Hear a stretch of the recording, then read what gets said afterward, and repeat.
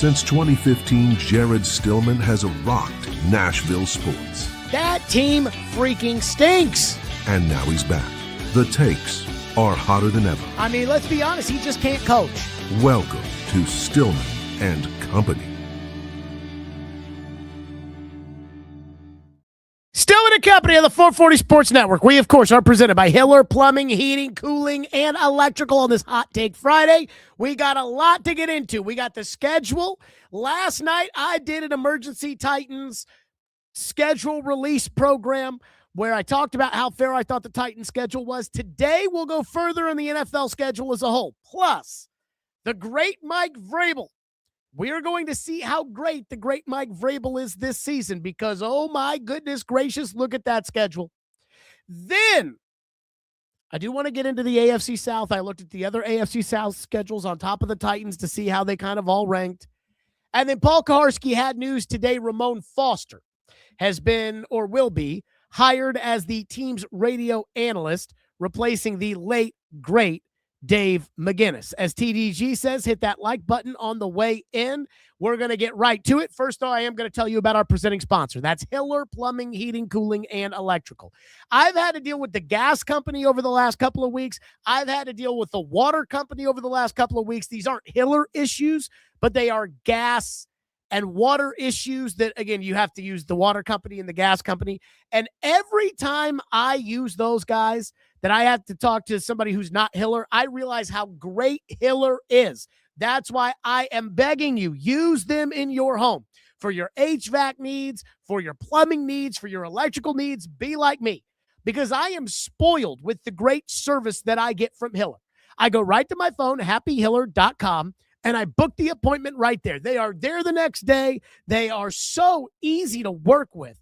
And they live by happy you'll be or the service is free. If something's not right, they will make it right with you, the customer. That's Hiller Plumbing, Heating, Cooling, and Electrical. Proud supporters of the Preds, the Vols, and Vandy. They've taken care of my home for years. That's Hiller. Call the Happy Face Truck today. Okay, let's start with the schedule. So yesterday, again, I talked at length about the fact that the Titans didn't get any primetime games, and I think that's a reflection of how the league feels that the country looks at Cam Ward, unlike some of you people and how you look at him. But the Titans weren't the only ones who didn't get any primetime games. 5 teams over in primetime football.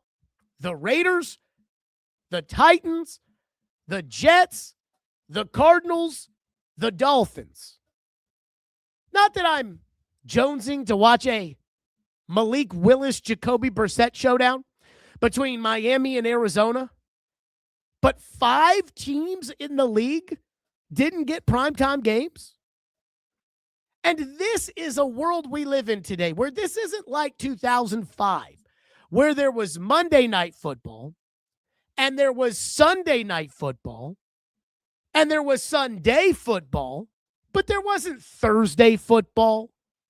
At least not every week. There wasn't Thursday night football. There was a little Saturday football after the college season was over, but that's it. There was no Wednesday night football. There was no Christmas Eve football. There was no Thanksgiving Eve football. There was no Black Friday football. And so in 2026, with all of these standalone windows, NFL Network games, international games. I'm sure soon enough we're going to have a Veterans Day Eve game. Not to be confused with Veterans Day Night Eve game. 5 teams still get completely shut out. And this is where I have to caution the entire NFL. I understand most things in life, most things in the world are about the money. And so the NFL isn't necessarily stupid or treacherous for going all in on the almighty dollar. But I almost feel like the way the NFL is showing how much they only care about the bottom line is actually long-term bad for business. When the NFL has all these extra windows, where, again, I think there's going to be a lot of people who get footballed out. I find myself footballed out. I don't feel the need to brag how much I love football. I think you guys that follow me on a daily basis, you know how much I love football. I don't feel the need to brag about how much I love football because I love football.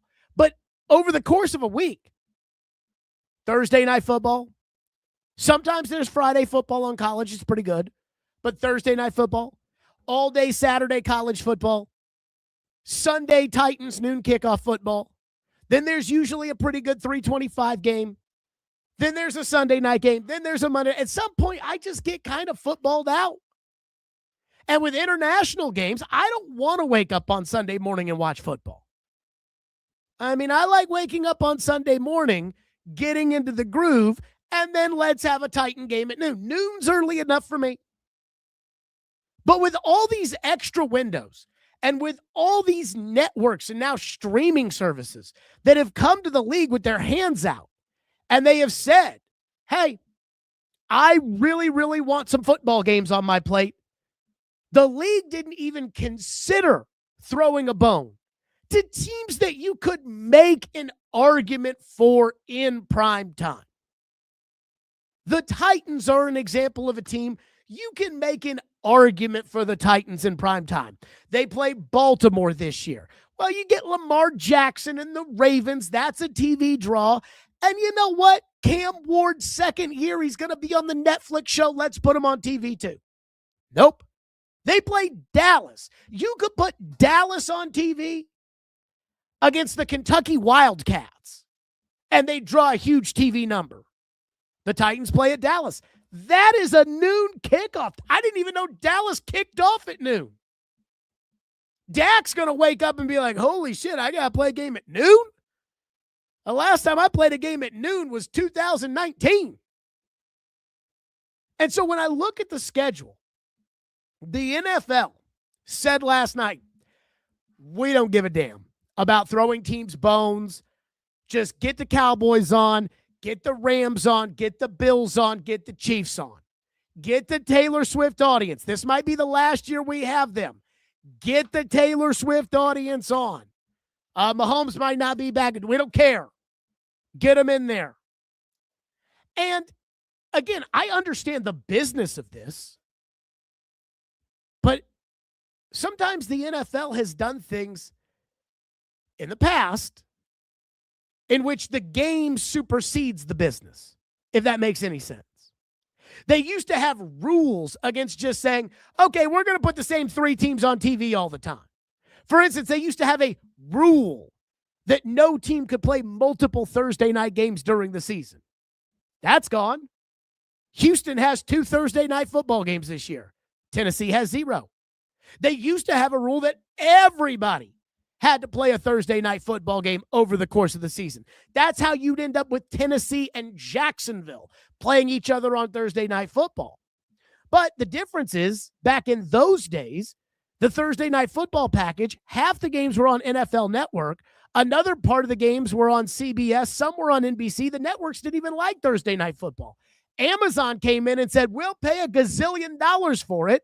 And now the days of Tennessee and Jacksonville on Amazon are over because Amazon's paying too much money. Amazon, you get decent quarterbacks. You get Green Bay.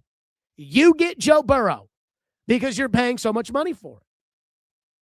And so I understand why the NFL doesn't want to put the Miami Dolphins on in primetime. I don't want to watch the Miami Dolphins in primetime. I get it. But I think what they've done, where they're oversaturating the market with what feels like football every single night. And not just football, but it's going to be the same teams on a loop. It's going to be the Rams, the Cowboys, the Chiefs, the Bills. The Bears, the Eagles. What happens with that is I think a lot of us are just going to tune it off. And I think long-term, that's bad for the NFL.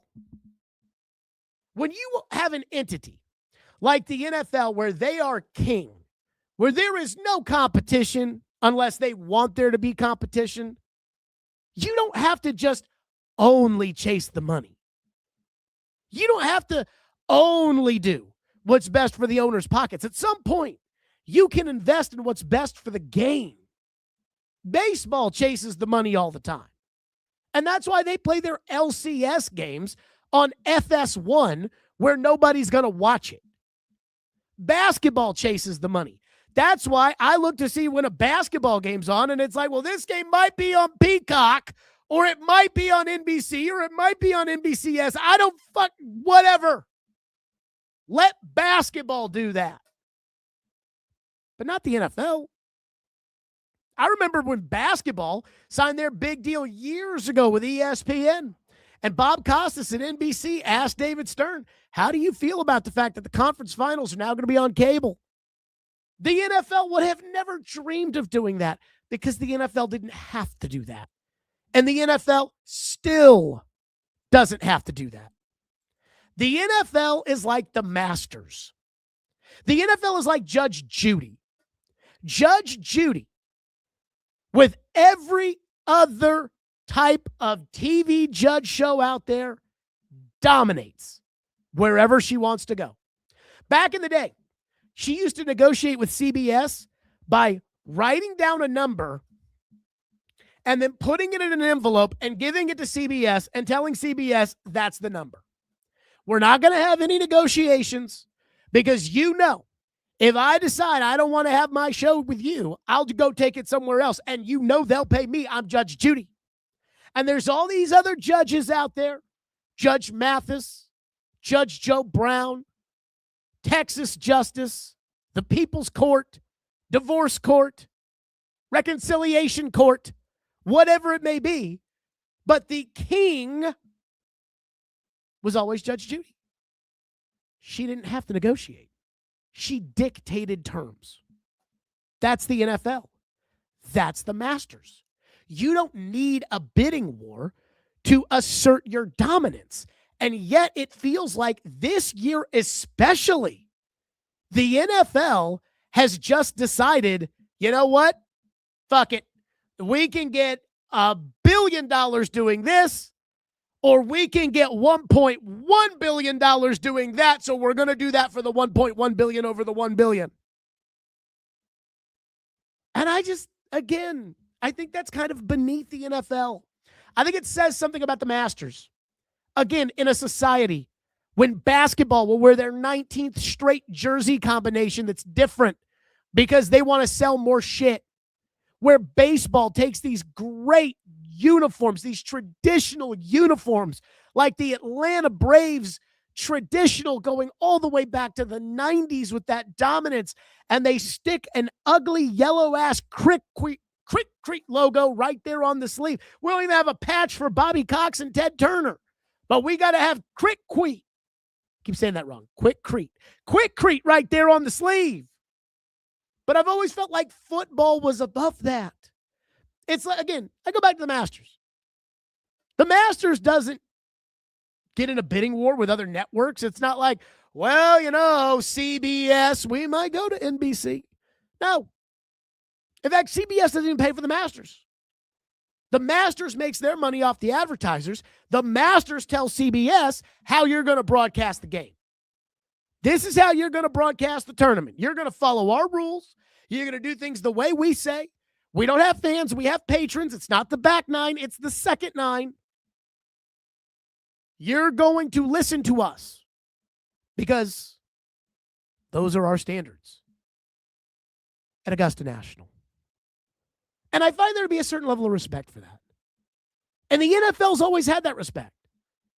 And now, they just care about making the most money.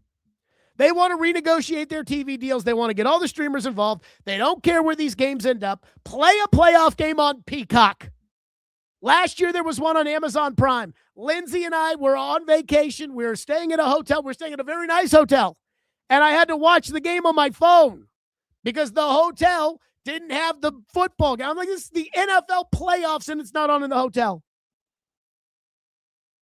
I don't think it makes you a weaker businessman or a weaker business to say, I could have $20 billion, but instead we value at least a little bit of the fairness. We value growth for all 32 teams.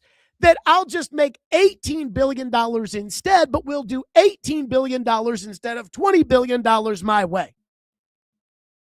But the NFL has decided we're going to be more like baseball, basketball, college football. Then we're going to be the Masters, who again has such pride in their brand and the presentation of their brand that they will not bend their standards to whatever the going rate is today. I don't even recognize basketball anymore, to be honest with you. And again, with baseball, they have these ugly City Connect jerseys. I watch the Boston Red Sox sometimes play. They're wearing green or yellow uniforms. What are we doing? What are we doing? So, again, come on, NFL. Remember the Shield. It's one thing to have the Wednesday game. It's one thing to say, okay, well, we want to play a game in Australia. I don't want the league to go to 18 games and force every team to play an international game. I don't want to wake up every week at 9:30 to watch football. Football's not broken. Don't try to reinvent it. You can keep making money. Just charge more for what you already have. It can't be that difficult. And yet it feels like in the last 2 years, it always felt like the NFL wanted more money, and I was fine with that over the years. You know, at one point, Art Modell once tried to lead the NFL to take $250 million from CBS instead of $400 million from Fox. So that shows you that, hey, we're going to take, almost half because we value the brand. I'm not saying do that. I'm just saying think for yourself a little bit. A couple of years ago, Amazon went to them. Peter King reported this. Amazon went to them begging for a Black Friday game. And I guess the example Peter King used in his story was Amazon was so desperate for a Black Friday game that they said, we'll give you wild card money for a Black Friday game. And we don't care who the teams are. You can put the Titans and the Texans on, and we'll do it. Just take one of these noon kickoff games. Just please. And in 2022, the NFL said no. And they said no because they had a partner in Fox who had the World Cup, and they didn't want to step on their toes. Now, the NFL's like, oh, you want to play a game at 2:30 in the morning in Beirut? The field conditions aren't very good there, but that's okay. Fuck it. How much are you going to pay? Great. What channel do we want to put the game on? The Playboy channel is offering the most money. Put it there. That's what the NFL has turned into, and I don't like it. So that's the first thing.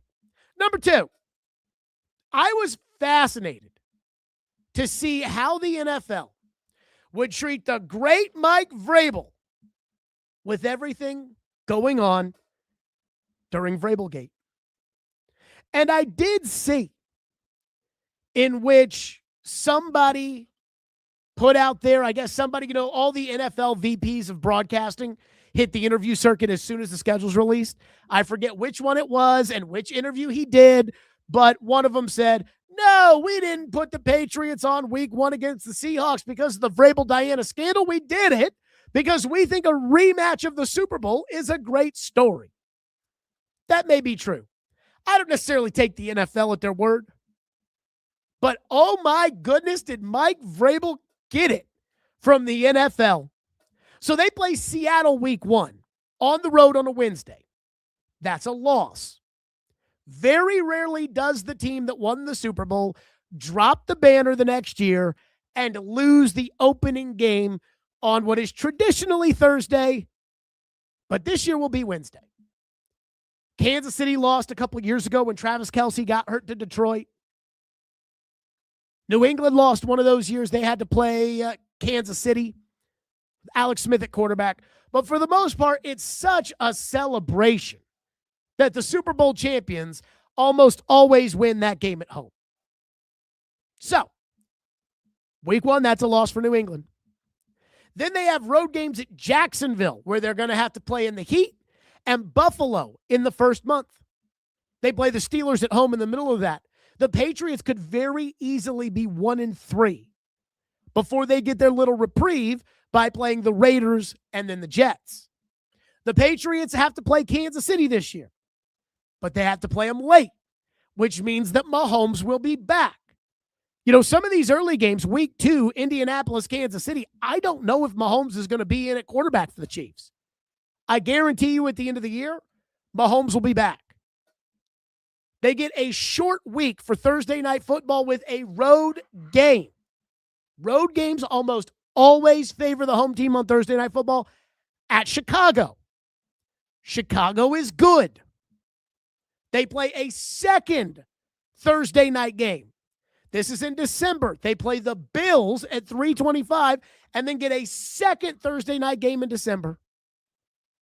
So I don't know if the NFL was mad at Vrabel for having this scandal or if the Patriots are just so much more popular than they were a year ago because they went to the Super Bowl and they got Mike Vrabel and they got Drake May. But the NFL absolutely did the Patriots no favors with this schedule. 2 Thursday night games, playing on the road week 1 against the defending champions when they dropped the banner in Seattle. Short week against Chicago on the road. They could, if they wanted to protect the Patriots, they could have sent Chicago to Seattle week 1. I was hearing from people in Chicago for weeks that Chicago-Seattle was going to be the first game. Then all of a sudden it's Patriots and Seattle. Could that be a punishment? I don't know. They could have started the Patriots off with the Jets, get them off to a nice 1-0 start. And instead, they gave them 2 Thursday night football games, one on the heels of a Buffalo game. They make them travel to Jacksonville in September. They make them go on the road for Thursday night football against Chicago. They gave the Patriots a rough schedule. Now, again, is some of that making up for how easy that schedule was? That's a little different. But their schedule is nuts. Number 2, what about Fox? What did the NFL do to Fox? Remember, it was Rupert Murdoch's New York Post that blew up this VrabelGate story. So if the NFL was going to be so mad about this, surely they'd take it out on Fox. I actually think Fox's schedule kind of sucks.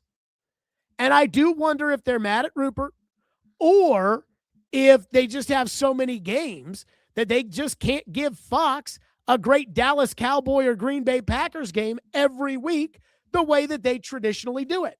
Fox put out a graphic last night, the America's Game of the Week notable matchups. Because sometimes Fox will have the second end of a doubleheader, and it'll be the Carolina Panthers, and it'll still say America's Game of the Week, or Tom Brady will still be calling it. But it's not the same as when the 49ers visit the Cowboys, and Fox says, America's Game of the Week.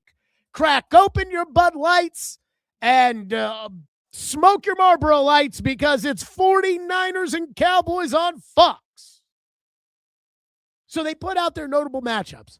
Week 1, Washington, Philly. Nah. Washington, Dallas. Nah. Chicago, Green Bay. Nah. Green Bay, Detroit. Nah. The first Fox game I look at that I'm like, yo, that's a game. Green Bay at New England, week 9. And Fox is making a big deal. Brady's return to Foxborough. And Brady's going to sit in the booth and tell you what they did on third down. That is not Tom Brady playing against the Patriots. The next week, 49ers, Cowboys. That is a Fox America's Game of the Week. John Madden would be proud. They did get a good Thanksgiving game. Eagles, Cowboys. But remember, the league, I think, is going this year to try to bump up the ratings. They've got the way that they take the ratings, that Nielsen does the data, is different than before. So everything is up year over year. So I think they're trying to blow the doors off these records before they renegotiate their TV contracts. Eagles, Cowboys is a good Thanksgiving game. So they did give them a good Thanksgiving game. Seattle, San Francisco, Kansas City, Cincinnati traditionally is a pretty good game. And then they have their week 17 game, but that'll obviously flex out. The Lions and the Bears. Nah. I wouldn't say that sounds like a great Fox schedule. The Sunday night football schedule is pretty bad as well. But, Fox had an okay schedule. I don't think that, again, what I was worried of when I heard that Robert Kraft tried to cancel the story and Rupert Murdoch wouldn't do it, I just assumed that kind of what that means is that Fox would have had a bunch of Carolina Panther games. It doesn't look like that's what they had. And then there was ESPN, who for weeks was afraid to talk about this story. Now, were they afraid to talk about it because they're 10% owned by the NFL? Were they afraid to talk about the story because they didn't want to piss off Mike Vrabel? Were they afraid to talk about the story because Diana Russini used to work for them and some of her fucking she probably did while she was an ESPN employee? I don't know. Did they not want to talk about it because the hosts worked with Diana and were friends with Diana or friends with Vrabel? Like McAfee, like Max Kellerman, who has a giant stick up his ass. He has no talent, but a giant stick up his ass that just says, oh, the media, what they're doing for this story is just straight bullshit. ESPN schedule. They got an okay Monday night schedule. They got some premium games. Dallas at Seattle, that's a premium game. You get the Super Bowl champions hosting the Cowboys. That's a Monday night football game. That's pretty good. They got New England at Kansas City. I think that's a pretty good Monday night football game.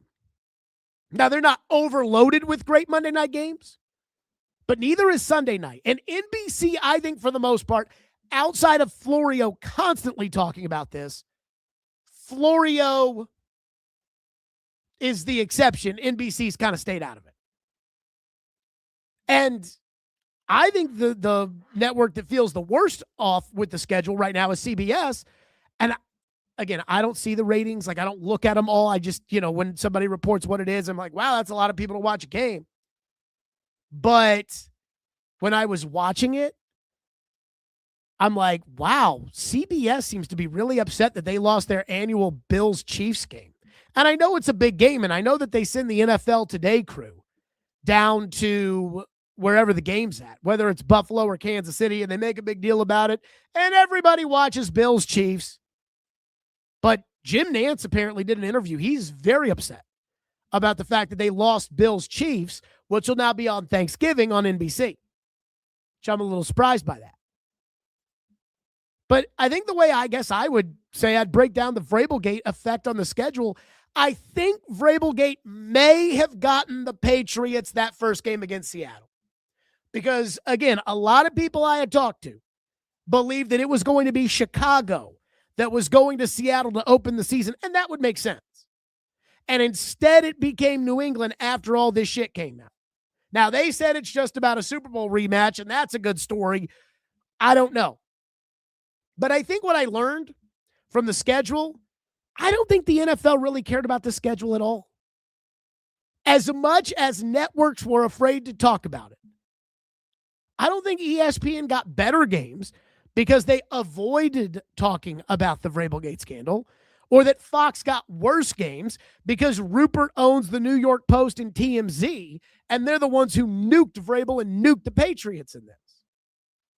The Patriots have a really tough schedule, but I'm not so sure it's as much to punish Vrabel as much as it is, hey, we want to put Vrabel on TV. We want to put the Boston market with a good team and a quarterback worth watching on TV. But that Patriot schedule is brutal. So the one thing that I did wonder was, were they going to take it easy on New England, knowing that if they start off 1-3, they very easily could lose at Jacksonville and lose at Buffalo. And they're going to lose to Seattle week 1. If they start off 1-3, all the talk is going to be about Vrabel, and it's going to be about Diana, and it's going to be about, was Vrabel distracted? And I could see the NFL not wanting that to be a topic of discussion. And if the NFL doesn't want that to be a topic of discussion, the way you eliminate that is you put the Jets and the Dolphins in their first 4 games. They didn't do that. So I don't think they're punishing Vrabel. I think it's just the reality of the schedule. But I do think that everything the Patriots had going their way last year is now going to go the opposite way as far as the schedule is concerned. And there's one other thing that I just beg. I guess one of the, I think it was Mike North might have done an interview where he was asked about the primetime games. And he said, hey, the one thing about these teams like Vegas and Arizona and Miami and Tennessee and the Jets, the one thing they can do is you can always play your way in there. That's why we have flex scheduling. We have flex scheduling because we want teams to play their way into prime time. I just beg the NFL to do this. Be liberal with your use of flex scheduling. So when it comes to the NFL, they have the option to flex these games. They now have the option to flex Monday night games, which John Mara raised a huge stink about when they initially talked about doing it because he didn't want to screw over his ticket holders. Now,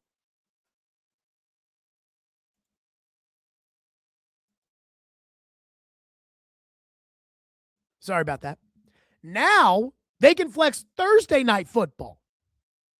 And the reason that I beg for them to be liberal about this is because there is a huge potential for some serious clunkers as far as the schedule is concerned, particularly around one team that I am highlighting, and that is the Minnesota Vikings, who have J.J. McCarthy and Kyler Murray as their starting quarterbacks, which I don't know if that's going to be great. So the rules when it comes to flexing, we all know about the Sunday night flex, that if you want to flex somebody out, you can flex them. If you want to flex them out of Monday, it's harder to flex them, but they can. If you want to flex somebody out of Thursday night, it's pretty difficult. So for Monday night football, the league can do anything weeks 12 through 17. Thursday night football, they can do it twice between weeks 13 and 17. Sunday night football, they can do it twice between weeks 5 and 10, and they can do it whenever they want between 11 and 17. Just don't have a lot of clunkers. Just don't put if the Vikings suck as bad as I think they're going to suck, don't force us to watch the Vikings. Just be liberal with this. Because every now and then there's a Monday night game on the schedule that I'm like, ew, I don't want to watch that. And then there'll be a 1 o'clock Eastern time kickoff CBS JJ Watt Iron Eagle game that I'm like, I'd much rather watch that game, but instead I have to watch the fucking Titans get beat by 48 points. So let's be, again, very liberal with our usage of flexing this year NFL. If you are committed to the best ratings, you are committed to the best products, please do it. So that's my beg of the NFL with the schedule. So there is some news, and I will get back into the schedule, specifically the Titans and the AFC South and everything else. But there was some news today reported by Paul Kaharski at paulkaharski.com. The Tennessee Titans are going to hire Ramon Foster as their football color analyst on the broadcast. He replaces the spot of the late Dave McGinnis. And he last year was doing the color job with Mike Keith on UT football. He hosts a morning show on 104.5. He was a sideline reporter or a sideline analyst or sideline something with Titans radio for a handful of years before that. He played for 11 years with the Pittsburgh Steelers, and he is going to be the Titans analyst. Boy, do I have thoughts on this. I don't even know where to begin with this. When I saw Kaharski say that Ramon Foster was going to be the color analyst, I thought that is so typical head-up-ass Titans radio bullshit. It's so uninspiring. And the more I've thought about it, the more I think this is a reflection of just how poorly that organization is run. So like I said, I don't even know where to begin on this story because I've got so many thoughts. But the first one I'm going to say is this. He didn't play for the Titans. He didn't play for the Titans. He didn't coach the Titans. And he's going to be the color analyst calling Titans games? And he's doing it with Taylor Zarzour. Now, again, somebody from the Titans got mad at me today because I think Taylor Zarzour stinks. I think Taylor Zarzour is good where he is, which is the 6th game on SEC Network for SEC. So when Vanderbilt plays Appalachian State Tech, go ahead and put Taylor Zarzour on the call, and doing golf. And he's one of these golf guys, it feels like, I don't know him, but it feels like he gets his pants wet anytime somebody talks to him about what Saturday at Augusta is like. He wasn't very good last year. And I would listen to him and Dave McGinnis call the games. And it was like he was trying to be a hometown announcer, but he's got no connection to Nashville. He's got no connection to Tennessee. He's got no connection to the Titans. And most importantly, he's got no connection to Titans fans. Regardless of whether or not you thought Mike Keith was good, and I obviously think Mike Keith is very good, Mike Keith to Titan fans was like Vin Scully. So you replace Vin Scully with a guy that no Titan fan knows other than when he called UT playing Cornball State. And they only hired him because he was friends with Eric Church and Jim Nantz. And that was bad enough. Last year, he and Coach Mack, the way they call the games, Coach Mack and Dave McGinnis felt like two dudes riding shotgun for the Titans. It felt like two Titan fans calling the game, where one guy could be calling this exact same game for CBS, that's Mike Keith, and the other guy could be coaching the game, and that's Dave McGinnis. But you felt when you listened to their broadcast, you felt like they loved the Titans. Taylor Zarzour tries to fake it. I watched kind of some of their draft coverage the next day. I mean, they also dumped out of their draft show before the Titans traded back into the first round to draft Keldrick Falk. But just the whole pretending to call a Carnell Tate touchdown, it seems so fake and so forced. And Ramon Foster, he's so fake. He's so bad. He's bad as a talk show host. I listened to Mike Keith last year. In fact, I'm just going to do a search on my phone. But I texted somebody who I figured would know. This was on September 13th. I believe that was the day of the UT Georgia game. September 13th at 4:43. I texted somebody. I said, was there bad blood between Mike and Pat Ryan? Because when the Titans first moved to Tennessee, Mike Keith called the games, and Pat Ryan, who had played quarterback for the Vols, was the color analyst. Now, this was before there were a bunch of former Titans to choose from.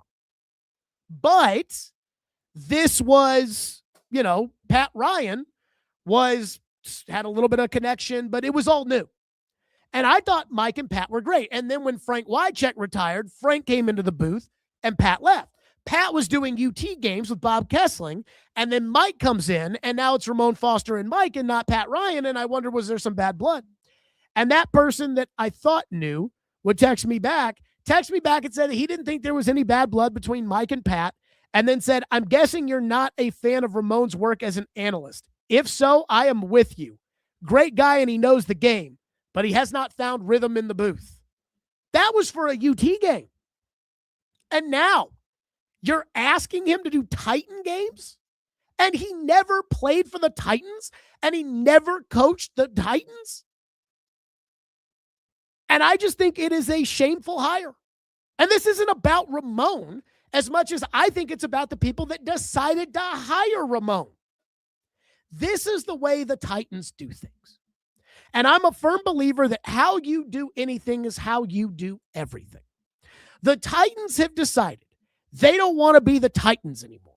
They want to be something else. What is that something they want to be? Well, that changes by the day. But they don't want to be the Titans anymore. They want to be somebody else. Some days they want to be the Oilers. Just take a look at their uniforms. When they decided to put Chad Brinker in charge for a year, they wanted to be the Green Bay Packers. When they hired Rand Carthon to collaborate with Mike Vrabel, they wanted to be the San Francisco 49ers. They don't want to be the Titans. And what they become with their actions, where again, whatever they used to be, they've decided we don't want to be that anymore. It may not be, they may not think in their office that they're turning their back on their fans and they're turning their back on their former players, but that's what it feels like. What I think has happened is I think the Titans have hired a bunch of people from other organizations who say, this is how we did it in Minnesota. And this is what we want to be here. To which I say, that's great. And there are some things in Minnesota that might work. And Chad Brinker, there's probably some things in Green Bay that may work here. But you have to have your own identity. And the truth is I don't really know how many people listen to the game on the radio anymore. I think a lot of people that listened to the game on the radio and watched on TV was people that were making the choice to listen to Mike Keith over not listening to Mike Keith. Well, now Mike Keith's gone. I don't know who would choose to listen to Taylor Zarzour over listening to the CBS or Fox broadcast, even though the CBS and Fox broadcasts aren't great. What I think the value in 2026 that your play-by-play team provides you is they are the connection to the fans. They are the fans who are on the inside, and they connect with you. They talk to the coach every week. They talk to the players. They have respect from both. Again, Dave McGinnis, all those years, he pumped a bunch of sunshine. But you felt like, hey, Coach Mack, he understands. And nobody could talk to the fans the way Coach Mack could. And you could tell he loved the Titans as much as the Titan fans loved the Titans. That's how I felt working with Floyd. I'm like, this guy is an expert. He knows everything they should do. He sat in the highest seat. He was the best guy to ever do it. But he loves this team just like you do. And there's a connection that's built. Ramon Foster's a Steeler. Is he going to take his towel out at the last game at Nissan Stadium and start waving it in the air? And I think this is a slap in the face to the former players. People have asked me, Jared, who do you think they should have hired? Which I think is a fair question to ask. And look, I'm biased. So if I was in the position of making the call as to who the Titans should have hired, I probably would have really strongly entertained the idea of Chris Sanders. And again, I'm biased. And I'm sure there are people out there that probably know the game better than Chris Sanders or can talk about the game better than Chris Sanders, like a former coach or something like that, a former quarterback that knows all the ins and outs. But Chris Sanders has a positive attitude that, in my opinion, is incredibly genuine, and I think is the kind of thing this fan base needs. This fan base, these former players, I think he is the perfect connector between the organization and the community. And that, I think, is as important as anything else in 2026. That's who, again, my first choice I would have said. And again, I'm biased. I love Chris Sanders like a brother. I saw Keith Bullock's name mentioned. When Dave McGinnis passed away, I completely stayed away from this topic for a number of reasons. Number one, I found it to be disrespectful to Coach Mack to be sitting there and saying, okay, Coach Mack, Lord rest his soul, we loved him, he was a great guy. Who should call the games? I felt like that was a little disrespectful. And so I didn't go there. The second thing was I would have wanted to advocate for Chris Sanders.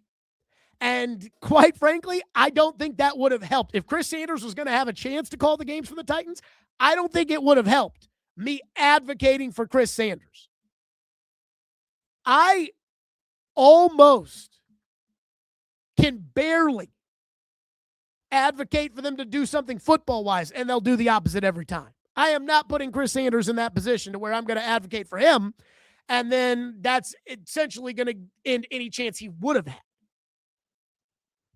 But if not Chris Sanders, it needs to be a former Titan. Jason McCourty calls games for CBS.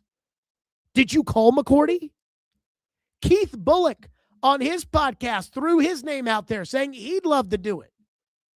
Keith Bullock has a great relationship with this fan base. Now, the reason why when I saw Keith Bullock put his name out there that it wasn't going to be Keith Bullock was Keith Bullock keeps it too real, and I think the Titans are nervous about that. And that's another thing on the Ramon Foster front I'm going to get to in a second, so let me put that off to the side.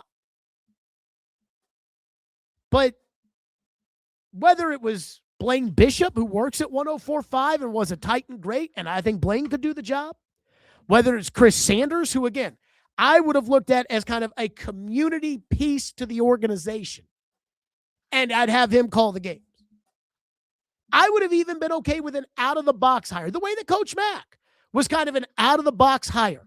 I would have been okay if the Titans had hired Taylor Lewan to do the color analysis. So you'd have Taylor Lewan would still do his Bussin' with the Boys podcast. They don't do podcasts on Sundays. So Taylor still would be doing Bussin' with the Boys in his own time, but in the booth, it'd be Taylor Zarz or Taylor Lewan. Now, I don't know if Taylor Lewan can call a football game or not, but I give Taylor Lewan a shot because Taylor Lewan would bring juice into the position, and again, it's the connection with the fans. And Taylor Lewan was a Titan. There are so many guys I would have considered. Matt Hasselbeck has done games before. He lives here. He played quarterback for the Titans. Neil O'Donnell. You want a former Steeler? Neil O'Donnell, he played for the Titans. I think Neil O'Donnell would have been great in a position like that. But if I'm a former Titan, I'm looking at the organization today, and I'm thinking to myself, you guys don't even wear the uniforms that we used to wear. You guys don't even have the same color of uniform that we used to wear. You guys are hiring former Pittsburgh Steelers to call your games? You guys don't give a fuck about us. You care more about the Tennessee Vols than you care about the Tennessee Titans. You've got a Tennessee Vol on the radio. You got a Tennessee Vol in Charles Davis doing your preseason games. You don't give a shit about us. And if you're a former Titan player, it's hard to believe that they don't give a shit about you. Somebody said this to me months ago. They said, everything that you know about the Titans before 2016, throw it out the window. And I said, what do you mean by that? And they said, that's when Burke Nihill got here, 2016. Anything that happened before that, don't count it. And I think that's an example of what we're seeing today is, again, this is your radio broadcast. This gets up to the top. These decisions, again, they're not technically made by the Burke Nihills, but they are absolutely approved, if not suggested, by the Burke Nihills. And a golf guy and a Steeler. When you had Mike Keith, and I'll just tell you guys this because I'm the only person apparently in Nashville who's got the balls to say it. If the Titans would have gotten their asses up out of their chairs and worried about shit that mattered, and got Mike Keith a new contract, Mike Keith would still be calling Titans games. Just, I have a pretty good feeling about that. So they went from Mike Keith and Dave McGinnis, two guys who were universally loved and respected by the fans, to this. I mean, if they had a meet and greet at Wendy's with the Titans broadcast crew, I'm not even sure they'd pack the dining room. You need to have a connection with your fans and with your former players, and the Titans decided not to do that today by hiring Ramon Foster. What they decided to do was they went with the path of least resistance. I actually joked with somebody today when I saw that they were hiring Ramon Foster. Everybody, by the way, in the Nashville media is texting each other about this right now and about how much of a disgrace it is that the Titans hired Ramon Foster. So it's not just me who thinks it's a total sham. But I said they should say this in the press release when they hire Ramon. Quote, Ramon has demonstrated over the years a remarkable ability to say absolutely everything that we would have wanted him to say without hesitation. Now, whether those things happen to be true is immaterial. His ability to convey everything in only the brightest terms, no matter how ridiculous, is unmatched, and we look forward to hearing that optimism on our broadcasts for years to come. If you remember the Ramon Foster sit-down with Rand Carthon where they asked him about the Kendrick Lamar-Drake beef, but not about the Rand Carthon-Chad Brinker beef, is an example of why the Titans picked Ramon Foster. Because he's never going to say something that they're going to have to deal with. because he'll only say what they tell him to say. But doesn't that feel kind of sterile? Doesn't that feel kind of bought and paid for? Again, Coach Mack, Lord rest his soul, he was a sunshine pumper. But I never felt like Coach Mack, when he'd be on the broadcast and he'd fire up, hell yeah! I never felt like Coach Mack didn't believe that in his heart or love the Titans. Whenever I'd see Coach Mack and he wanted to rip my ass, he'd say, Jared Stillman. I'd be like, oh, fuck. What's up, Mac? Jared Stillman, I got to talk to you about something. It's like you knew, even though he was in the satchel for the team, you knew he loved it. With Ramon, it just feels like they just hired a guy who's looking for a job. And look, I'm not here to sit there and tell you what's what. That morning show that he and Will Bowling host, that's painful. It's a painful show. You know, when Kayla Anderson was on the show, and I really like Kayla Anderson, but when they were together, they used to call that show RK Dub, and I used to joke and call it PTT, passing the time, because it's like you could hear the tumbleweed just go by while they were on the air. And that's the guy that they're hiring to be the bridge to the fans? And did they not consider former Titans? I mean, I'll tell you an out-of-the-box hire that, again, I would have considered as a Titans analyst is concerned. I would have considered Ryan Tannehill. I'm not sure Ryan Tannehill would be any good because I don't think Ryan Tannehill has the personality or the desire to call football games. But again, this is one of 32, being a color analyst in the NFL. And I would have reached out to Ryan Tannehill and I would have said, Ryan, you were a great Titan. You meant a lot to this franchise. We'd like to have you back. And we'd like you to do this job, if you're good at it, for the next 20 years. Again, not sure Ryan Tannehill would have taken it. Not sure Lawan would have taken it. Not sure that Chris Sanders would have taken it. Not sure that Blaine would have taken it. Again, I don't want to speak for these guys, but I would have talked to all of them before I would have considered Ramon Foster. TDG is like, Ramon, he knows ball, Jared. I'm not really sure he does. And I don't listen to that show very often because I find it so fucking boring. But that show is so in the satchel for the Titans and the Vols. It's painful to listen to. And it just, whenever I do listen, it's like, this was a great decision by the Titans. Every time I tune in. This was a great decision by the Titans.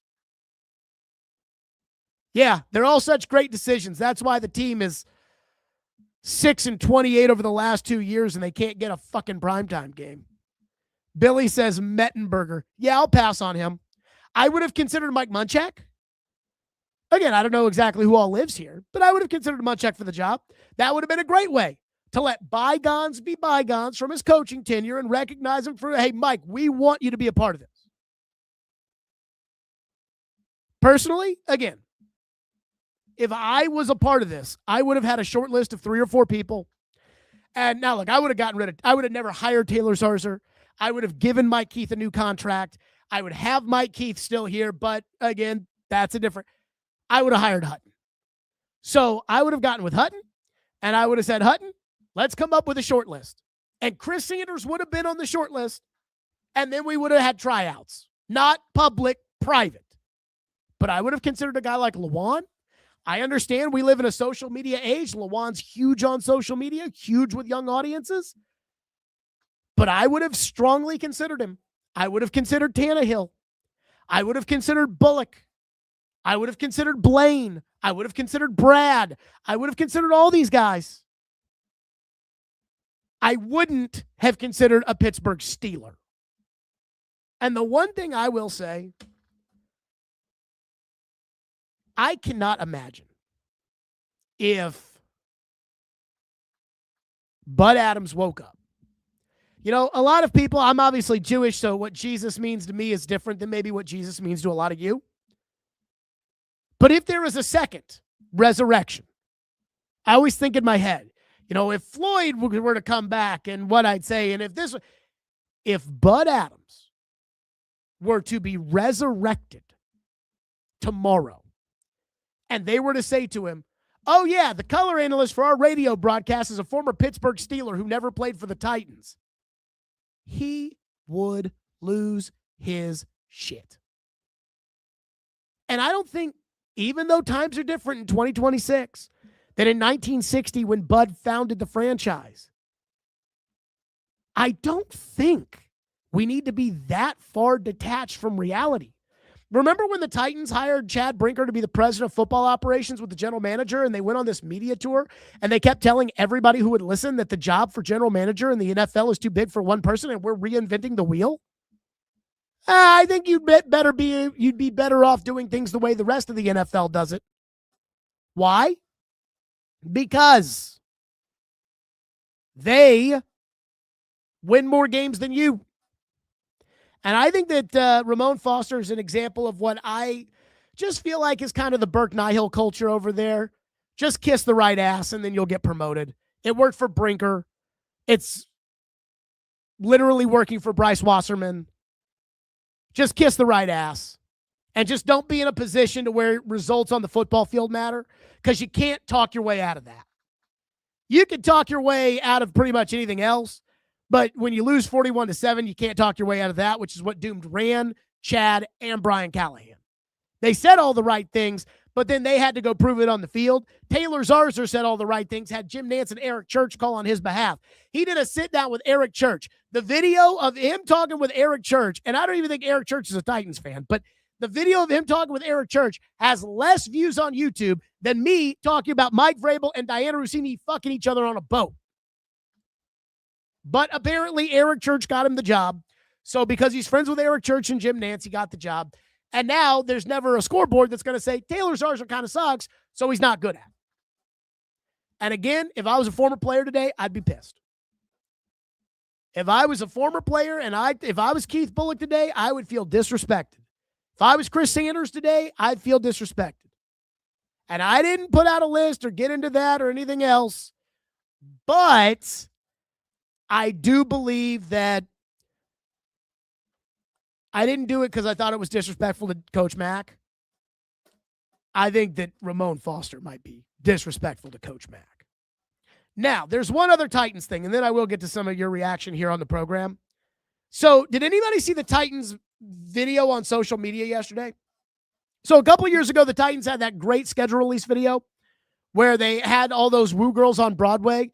They'd show them a Charger logo, and they'd be like, Lightning McQueen! And I thought that was funny.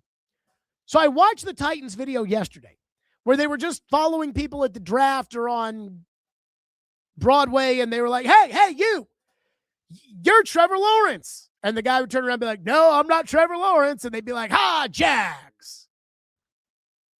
And I saw that, and I'm like, this is so not funny. And people on social media yesterday were like, whoa, the Titans schedule video was amazing. Oh, it was so funny. Oh, it was so good.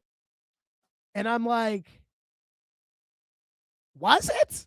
A couple years ago, like the Red Stallions girl, that was funny. This? Hey, you look like Pat McAfee. That's funny? And Caroline texted me today, and she said, you know, the Titans are a poorly run franchise, but that video was funny. And I said to Caroline, I go, how is that funny? I'm like, help me out here. Explain to me how that's funny. And she said, well, it's kind of a Gen Z TikTok kind of thing that people think is funny. Like for me, funny is Tony Soprano opening up his Chinese order and saying, motherfucking goddamn orange peel beef, because I've been there when they send the wrong Chinese order, and I know what that's like. That's funny to me. Dave Chappelle is funny to me. Friends and Seinfeld are funny to me. That just going up to people and saying, you look like Trevor Lawrence. Is that funny today? Like, I'm asking a serious question. Is that what we consider funny today? Am I the one person, like, is it, again, I put on the, look at, if you're watching the YouTube, it says at the bottom, Is Jared the problem? I am open to this idea that it's me that just doesn't get the joke. But I didn't think it was funny at all. I just thought it was people walking up to people saying, hey, hey, hey, hey, hey. Hey, hey, hey, hey, hey. You look like Alfonso Ribeiro. Hey, hey, hey, hey, hey. You look like Brian Dennehy. I guess I just was struggling with that video. Like, could you tell me what's so funny about it? I guess even Skip Bayless thought it was funny. And I'm like, this was, to me, I just find it annoying. Like that you would go up to people on the street and say, hey, hey, hey, hey, hey, you look like Aaron Rodgers. This guy looks back like, who the fuck is this guy? Look, again, maybe I'm just not the demographic for these things anymore. This is when, again, having a child, seeing your parents get older, this is where it's getting the little Jewish man bald spot. This is where I realize I'm starting to get old. I don't get the humor. And I'm not condemning it. I'm not saying it wasn't funny, and I'm not saying that it was a bad video or anything like that. I just don't, I don't get it. I guess I'm stupid. I don't get it. As far as the schedule release was concerned. All right. Let's hit some of the comments here on the program. One person says the Detroit Lions schedule sets up, really nice for them. Starts with 4 easy games. The Bills, then a bye week. Good for the Lions. William says total wins for the Titans. Well, if Cam Ward's good, then they should win at least 8 games. If Cam Ward is not good, which I don't think Cam Ward is, then I think it'll be closer to 5 or 6. We'll see on Cam Ward. I also love the fact that when I was like, yeah, Cam Ward's clearly not a TV draw. That's why the Titans didn't get any TV games. People are like, he's going to be on the Netflix show, Jared. Yeah, the Netflix show that nobody else would do a couple of years ago. The Netflix show that had to get Joe Flacco. Because they got 2 quarterbacks, and then they were like, shit, we need a third one. I actually thought Cam, because of the Netflix show, was going to get the Titans a primetime game. I guess I was wrong on that one. One person says the Falcons-Saints game should not be broadcast outside of the home market. So I think this is the 20-year remembrance of the game in the Dome. I'm okay with that. That was a very big cultural game in New Orleans. Plus, Steve Gleason is still with us fighting ALS. That, to me, is okay to have a sentimental Monday Night Football game. That one I'm okay with. It's kind of like the like baseball will play those weird games. Like they played the one last year at the racetrack. I'm fine with that. As the one-off to put the Falcons on TV. Now, the Falcons are on TV for a regular Sunday night game, and I'm like, who wants to watch the Falcons? Ugh. The Falcons. TDG says, year 2, Jared, year 2. One person says, everybody seems to think Cam Ward just needs a better supporting cast. Well, they used the 4th pick on a receiver. They signed one for $17 million. I think he should have a better supporting cast. Boy, it's going to come back this year with the Cam boys. They are just, there's nothing that could happen to the Cam boys that would make them think that Cam might not be the answer. TDG does say Chris Sanders or Kevin Dyson definitely would have been great. I'm surprised Kevin Dyson wasn't considered. Kelsey says, I was thinking Chris Sanders too. Again, I've always thought that the Titans should hire Chris Sanders. And not just to be the color analyst for the radio broadcast. I think they should hire Chris Sanders in not a community outreach role, but a role that is like a hybrid between football and the community. Because I think Chris King, he's a guidance counselor at NBA. He's a football coach at NBA, played for the Titans. If you have ever listened to Chris Sanders talk, like if you've ever heard him on the radio show when he was doing it with me or whatever, you've met Chris Sanders because that's who Chris Sanders is. He is the nicest, kindest, Most positive person I have ever met. Now, Chris says some dumb things from time to time. Some things that he says, and I think to myself, how can you believe that, Chris Sanders? But the kind of guy he is, that's the kind of guy they need in that organization. A genuinely caring and positive person. That's who they need.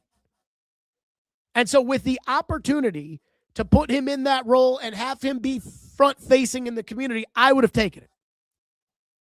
But they could have had other guys too. I just don't understand why there's a Steeler on the Titans broadcast. Nobody else does that. The local radio guys are almost always former players of that team. But I guess not here, where they reinvented the GM position and have since fired everybody involved with that reinvention.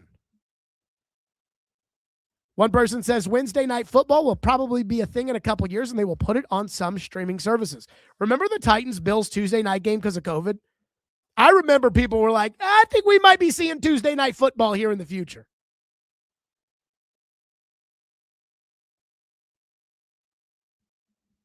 Kevin says, I remember when you pissed off Chris Sanders by saying he wasn't competitive. I think I vaguely remember that. I mean, Chris Sanders, this is, again, you've got to be a homer in order to be the team's radio analyst.